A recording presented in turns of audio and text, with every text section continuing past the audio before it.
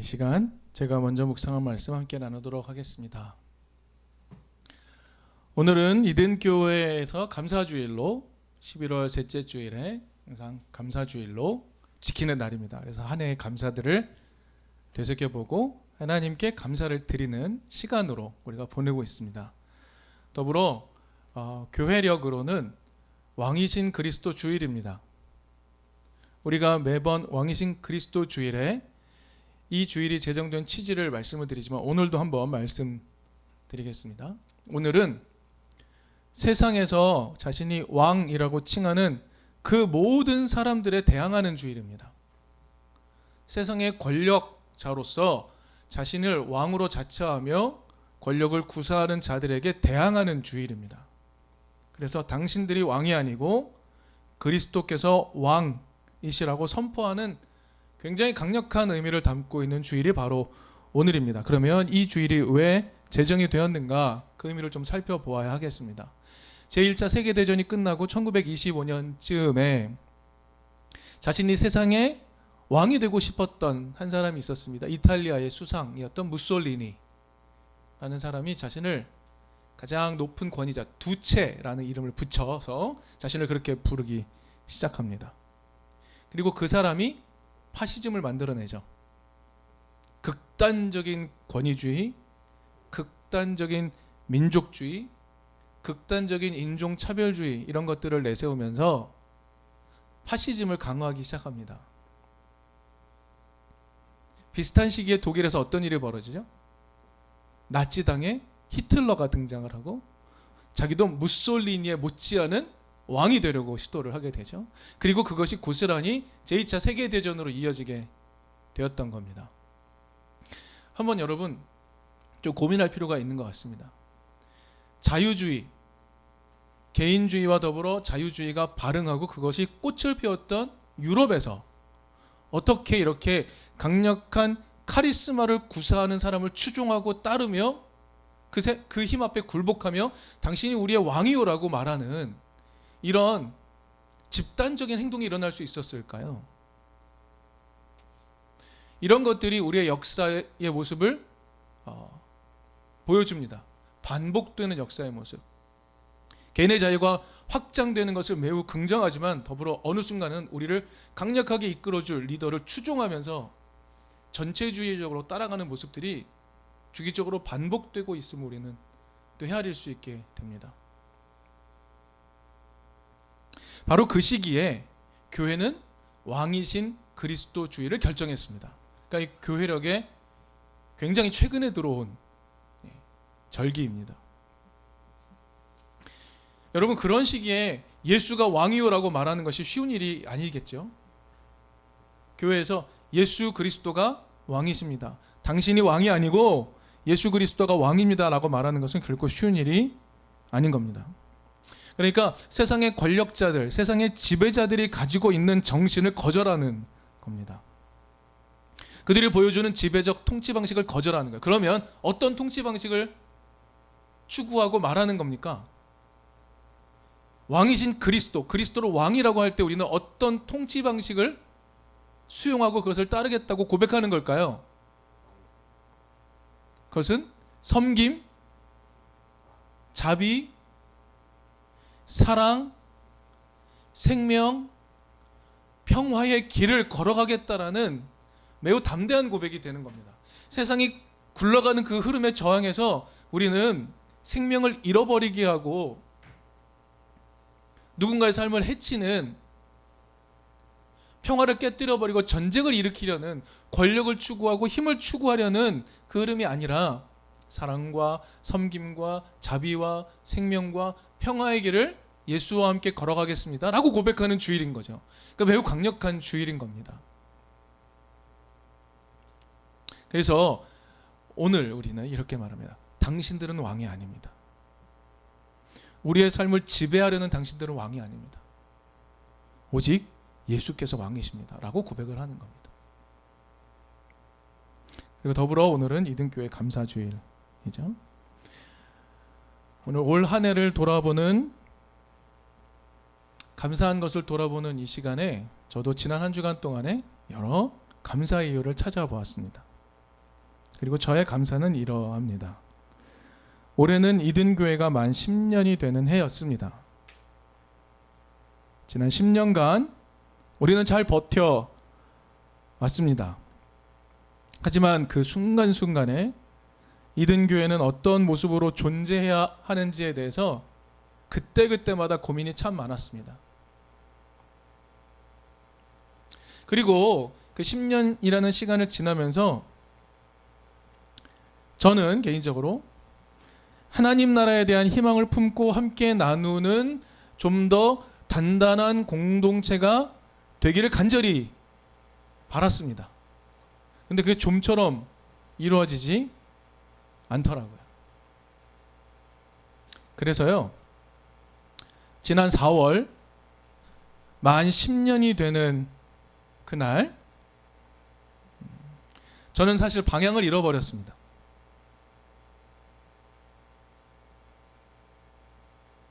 올해 우리의 표가 그거죠. 교회를 떠나 다시 교회로 돌아가다입니다.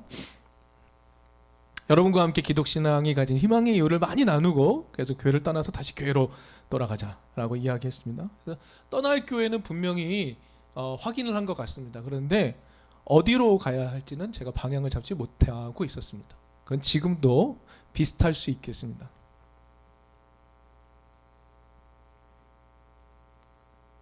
근데 그러던 중에 최근에 몇 주간에 걸쳐 여러분과 대화를 나누고 또한 제가 영적 지도를 받으면서 깨닫게 되는 것이 있었습니다. 그것이 좀 정리가 되었습니다. 지난 한 주간 동안에. 저는 10년쯤 묵으면 청년의 시기에 강한 공동체적 연대를 가진 그런 교회가 되겠구나라는 상상을 했던 것 같습니다. 그리고 거기에 목표를 두었던 것 같습니다. 근데 그래서는 안 된다는 걸 깨달았습니다. 오히려 지금 청년의 시기에 당연히 갖게 되는 고민, 혼란, 고통, 거절, 절망 등의 각자의 삶이 있겠지만 그 모습 그대로 찾아와서 때로는 길을 탐색하고 때로는 서로를 위로하는 그런 느슨한 커뮤니티로 존재해야 하는구나 라는 생각을 다시 갖게 되었습니다. 너무 무리한 시도를 꿈꾸고 무리한 시도를 하려고 하지 않았었나? 강한 연대가 가능하다라는 나만의 생각들을 강조하지 않았었나? 그런 연대를 위해 자꾸 시도하려고 하다 보니 좌절과 절망이 있지 않았었나? 오히려 자연스러운 위로, 자연스러운 탐색, 자연스러운 질문, 이런 것들이 이루어지는 교회로 존재했어야 하는구나라는 깨달음을 다시금 되새기게 되었습니다. 그래서 이든교회는 이 방향으로 함께 걸어가자라고 말하는 굳건한 공동체, 이런 모습보다는 함께 그저 찾아와서 나는 실망하고 있어, 나는 절망하고 있어, 그런데 예수의 길은 무엇이지? 라고 탐색하며 그 길을 발견하며 그 길을 함께 걸어갈 친구를 만나는 과정으로서의 교회가 되면 되겠다라는 깨달음을 다시 찾게 되었습니다. 사실요, 여러분, 목사들 사이에 요즘에 교회론에 대한 고민이 되게 많습니다. 그래서 오프라인으로 모이는 것만 교회다, 온라인으로 모이는 건 교회가 아니다, 이런 이야기서부터 수없이 많은 교회론에 관련된 이야기들이 되게 많습니다. 그런데 이든교회는 그저 언제든지 내 모습 그냥 와서 그냥 내 모습을 툭 던져도 괜찮은 커뮤니티로 남아있으면 되겠구나. 여기 항상 있으니 언제든 오시오, 당신이 지치고 힘들 때 찾아오시오 할 수 있는 교회가 되면 되겠구나라는 깨달음을 얻게 되었습니다. 그것이 지난 제 6개월간의 이야기의 정리쯤이 될 것 같습니다. 그러면서 질문을 했죠. 그러면 하나님, 제 역할은 뭡니까? 이든 교회 안에서 제 역할은 뭘까요? 라는 질문을 던지고, 그것에 대한 지금까지의 답은 그냥 하나님 나라의 방향을 잘 가리켜주는 이정표 정도로 남아있어라 라는 깨달음을 다시금 얻게 되었습니다. 아직까지 제 안에 그 방황이 다 끝나진 않았지만, 최소한 오늘의 이 날을 향하여 감사가 무엇이지? 라는 고민을 해봤던 그 시간들이, 그 시간들을 통해서 얻은 깨달음, 그 깨달음이 오늘 이 시간 가장 감사한 일이라고 할 수 있습니다. 그리고 여러 얘기 나왔지만 찾아오신 새로운 분들도 감사하고, 꾸준히 계신 분들도 감사하고, 그리고 이든 교회라는 이름으로 늘 온라인으로 찾아와 서로 대화를 나누는 이든 교회 교인들 모두 다 감사합니다. 그리고 오늘은 또 말씀으로 또 감사에 대한 내용을 또 한번 나눠보도록 하겠습니다. 오늘 본문은 우리가 매우 잘 아는 말씀입니다. 그렇죠? 매우 잘 아는 말씀입니다. 그 어떤 것도 우리를 우리 주 예수 그리스도 안에 있는 하나님의 사랑에서 끊을 수 없다라는 강력한 이야기를 던지는 게 오늘의 말입니다. 저는 이 말을 굳게 믿습니다. 굳게 믿습니다. 그 어떤 것도 우리를 하나님의 사랑에서 끊을 수 없습니다. 근데 오늘 38절을 보면은요, 바울은 매우 강력한 언어로 시작을 합니다. 이렇게 말하죠. 나는 확신합니다. 나는 확신합니다라는 표현을 씁니다. 웬만큼 확신하지 않고서 이런 표현을 못 쓸 것 같죠. 실제로 성경을 뒤져봐도 나는 확신합니다라는 표현이 많이 등장하지 않습니다. 특별히 바울의 입에서. 그리고 이 말은 로마서에 집중되어 있습니다. 자신의 삶을 마감하면서 정리하는 시점에서 자신이 깨달은 바를 확신하며 말하고 있는 장면들이 로마서 안에 담겨져 있습니다. 그래서 뒤져보았더니 로마서 안에는요, 오늘 본문을 포함하여서 나는 확신합니다라는 표현이 3번 등장을 하더라고요. 8장 38절, 14장 14절, 15장 14절에 등장합니다. 우리 한번 찾아볼까요? 오늘 8장은 읽었으니까 로마서 14장 14절 말씀 제가 풀로 읽겠습니다. 내가 주 예수 안에서 알고 또 확신하는 것은 이것입니다. 무엇이든지 그 자체로 부정한 것은 없고 다만 부정하다고 여기는 그 사람에게는 부정한 것입니다. 자신이 깨달은 바를 매우 강력한 언어로 나는 확신합니다 라고 이야기하는 장면이 하나 있고요. 15장 14절은 이렇게 말하고 있습니다. 나의 형제자매 여러분, 나는 여러분 마음에 선함이 가득하고 온갖 지식이 넘쳐서 서로 권면할 능력이 있음을 확신합니다 라고 이야기합니다. 나는 당신들이 선함이 가득하고 지식이 있어서 서로 권면할 능력이 있음을 확신한다, 이렇게 이야기하는 3개의 장면이 등장합니다. 여러분, 여기서 우리가 한번 고민해 볼까요? 바울이 이렇게 확신하게 되는 배경은 어떤 것이었을까? 도대체 무엇을 깨달았기에 이렇게 확신할 수 있을까? 확신에 찬 언어로 이렇게 이야기할 수 있을까? 한번 확인해 보는 것이 필요합니다. 방금 15장 14절 읽었죠? 그럼 15장 15절을 한번 읽어볼까요? 15장 15절은 이렇게 말합니다. 그러나 내가 몇 가지 점에 대해서 매우 담대하게 쓴 것, 확신하며 이야기한 것은 하나님께서 내게 주신 은혜를 힘입어서 여러분의 기억을 새롭게 하려고 한 것입니다. 자기가 몇 가지 일에 대해서 매우 담대하게 기록한 것은 하나님으로부터 주어진 은총 때문이라고 말하고 있습니다. 하나님으로부터 주어진 은총. 여러분, 좀 모호하죠? 여러분, 하나님이 여러분에게 주시는 은총은 어떤 겁니까? 그리고 우리가 여러 차례 나누었던 바, 바울이 자신의 삶을 통틀어 깨닫게 되는 은총의 내용은 뭔가요? 뭐가 은총이라고 말하죠? 고린도서 8장 9절 무엇이라고 말합니까? 무엇이 은총입니까?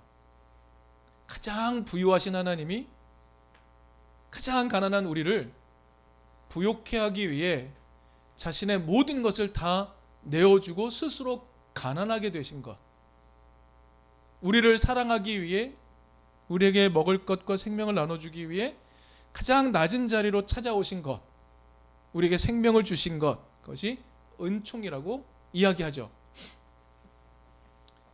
하나님의 하강이 은총이라고 이야기합니다. 그렇게 찾아오는 하나님을 만나는 것이 은총이라고 이야기하죠. 자신을 만나기 위해 삶의 자리를 완전히 낮추어 찾아오신 하나님을 깨닫게 된 것이 은총, 그것이 은총의 내용이라고 말합니다. 바울은 그 모습을 누구에게서 발견했을까요? 예수에게서 발견했죠. 예수에게서. 그래서 바울이 가진 이 확신은 이겁니다. 예수를 통해 나타난 하나님의 은총 때문이다. 예수의 모습 때문이다. 라고 이야기하고 있는 겁니다. 그것 때문에 나는 이렇게 확신을 갖게 되었다라고 이야기합니다. 바울은요, 오늘 본문에서 이렇게 말하죠. 그 무엇도 우리를 우리 주 예수 그리스도 안에 있는 하나님의 사랑에서 끊을 수 없다고 말합니다. 바울은요, 하나님이 자신을 사랑하신다는 사실을 누구를 통해서 발견했다고요? 우리 주 예수 그리스도 안에서 발견했다고 이야기합니다. 그를 통해서 발견했다고 이야기합니다. 예수가 보여주신 그 삶의 길에서 하나님의 사랑을 발견했다. 그래서 확신 있게 말한다 라고 이야기합니다.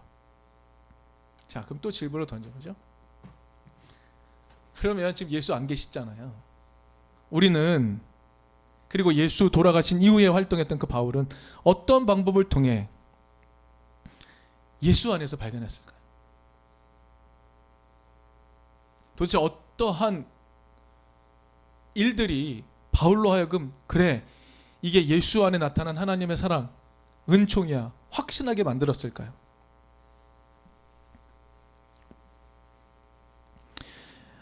우리 15장 14절로 한번 다시 돌아가 보려고 합니다.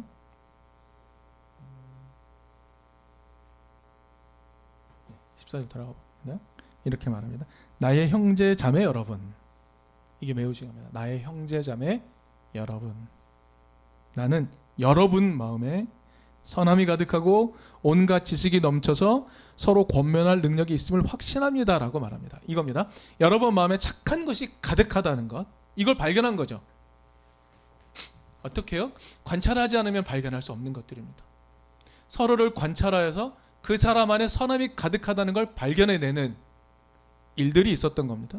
또 대화를 나누고 삶을 나누다 보니 여러분 안에 지식이 가득하다는 것도 발견합니다. 아, 당신 안에 충분한 지식이 있습니다. 어떤 지식이요? 서로 충고할 능력이 있음을 확인합니다. 서로 충고할 능력. 여러분, 이 충고는요, 막 꾸짖는 게 아니고요, 서로의 삶을 옳게 인도해 줄 수 있는 그런 능력이 있음을 확신하고 있는 겁니다. 여러분, 바울은요, 로마서의 면면이 흐르는 바 나는 확신합니다 라고 말하는 그 확신, 하나님의 은총으로부터 비롯된 확신을 어디에서 경험했을까요? 그리고 구성원들이 어디서 경험할 수 있다고 말하고 있는 것일까요?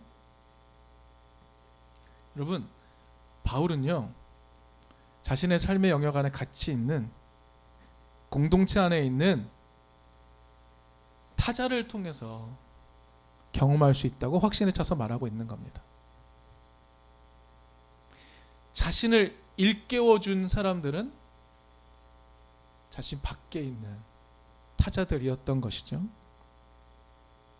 여러분 삶에서 무언가 각성이 일어난 경험들이 있으시죠? 여러분의 삶의 길을 새롭게 걸어가게 만드는 각성이 여러분 삶 안에 있었을 겁니다. 여러분, 그런 일깨우는 경험은 내부로부터 오지 않습니다. 자각은요, 매우 어려운 일입니다. 사실 우리의 깨달음은 외부에서 옵니다.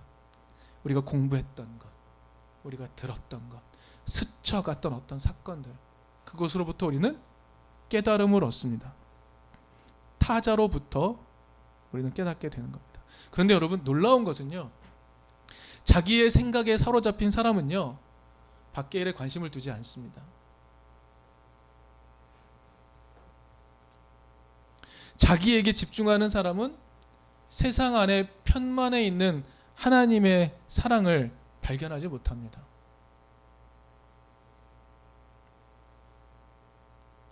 자기에게 집중하는 사람은 감탄할 능력을 갖지 못합니다.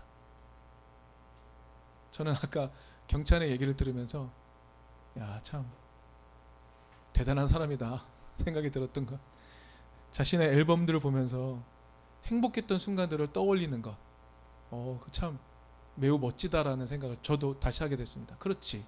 이런 순간들이 있었지. 이때 깨달음이 있었지. 그런 걸 나눠주실 때 제가 또 배우게 되었습니다. 그렇습니다.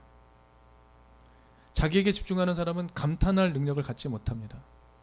삶을 새롭게 하는 깨달음도 발견하지 못합니다. 타자에게 집중하지 못하는 사람은, 내 밖을 집중하지 못하는 사람은 깨달음을 얻을 수 없습니다. 오늘 우리는 감사주일로 지키고 있습니다. 감사를 여러 표현으로 설명할 수 있겠죠. 우리 자연자매님 아까 말씀하신 것처럼 감사를 어떻게 정의하느냐에 따라 달라질 수 있겠습니다만, 오늘 저는 이렇게 감사를 좀 설명해 볼 수 있을 것 같습니다. 감사, 나에게 사랑을 일깨우는 당신이 필요함을 깨닫는 것. 당신이 있어서 감사합니다. 나에게 사랑을 일깨우는 당신이 필요함을 깨닫게 되는 것. 그것이 감사가 아닐까 합니다. 나에게 사랑을 일깨우는 신, 그 하나님이 계시다는 것. 나에게 사랑을 일깨우는 이웃이 필요하다는 것. 나에게 사랑을 일깨우는 가족이 있다는 것. 친구가 있다는 것. 공동체가 있다는 것. 그것을 깨닫게 되면 감사가 나오지 않을까?